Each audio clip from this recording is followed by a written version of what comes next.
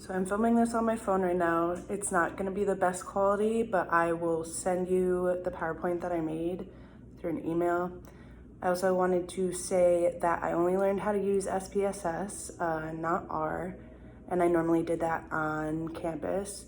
And I do not have the funds or the space on my computer to download one of those programs right now, so I tried to find the best data that I could. I did mine on the Big Money Solutions, and specifically I focused on William Easterly's The White Man's Burden. I called it the West's Failure. Okay, so for background, I guess I'm just gonna read this. What I based my hypothesis on was the West spent, or the quote, the West spent 2.3 trillion on foreign aid over the last 5 decades and still had not managed to get 12-cent medicines to children to prevent half of all malaria deaths. The West spent 2.3 trillion and still had not managed to get $4 bed nets to poor families. The West spent 2.3 trillion and still had not managed to get $3 to each new mother to prevent 5 million child deaths, and that was on page 20 of the book. So for my hypothesis, I'm basing it around the question, would more strict monitoring guidelines lead to greater effectiveness of relief efforts? So my hypothesis was, if there is a closely monitored supply chain for relief efforts, then the efforts will be more effective.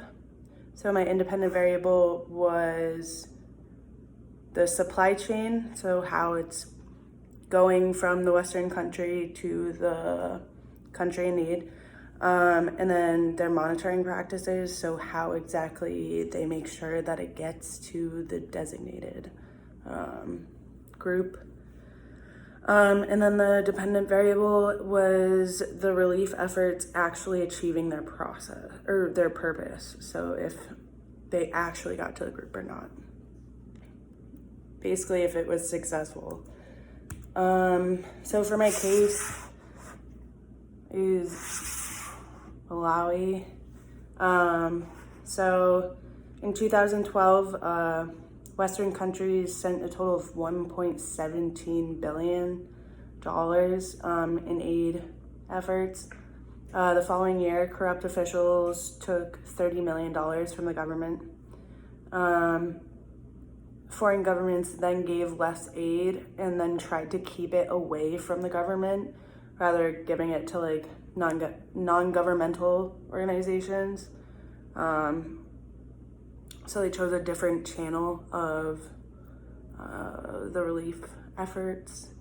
And then from 2003 to 2016, the U.S. support helped reduce HIV incidence by 76%. The U.S. also supported the National Reading Program and supplied textbooks for 5,415 schools.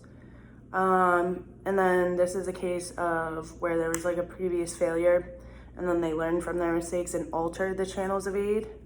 And then for my data, I have all these different graphs and a table, and they all came from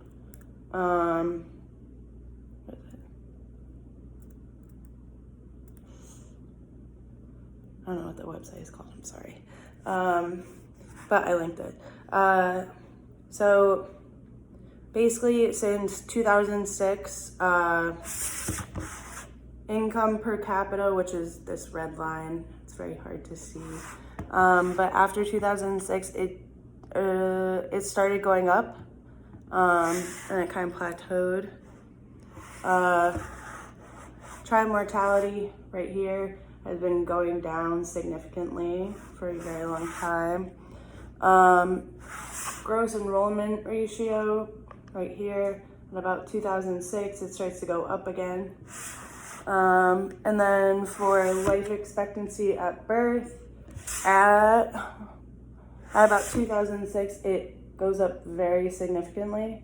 I'm pointing those out because aid the aid that the U.S. is giving is going into these social programs that makes life better for them. So their income went up, child mortality is going down, life expectancy is going up, and then enrollment in school, which are all essential parts of life. And then for the economy, on a 10-year average, their GDP has grown 4.5% as of 2018.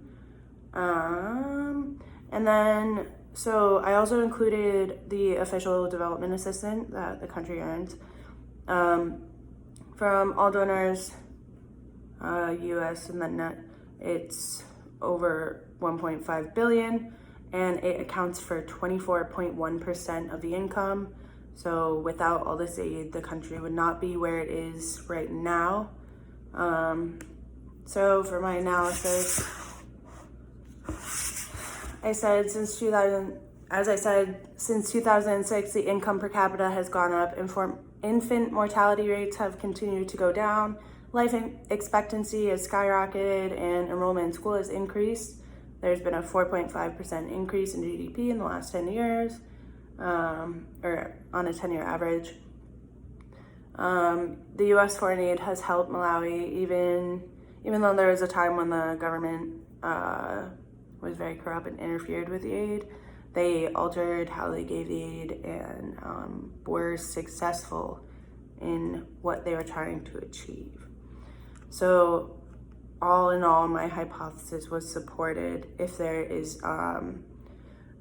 they need to change the chain of supply and how they monitor it, and then it would be more effective.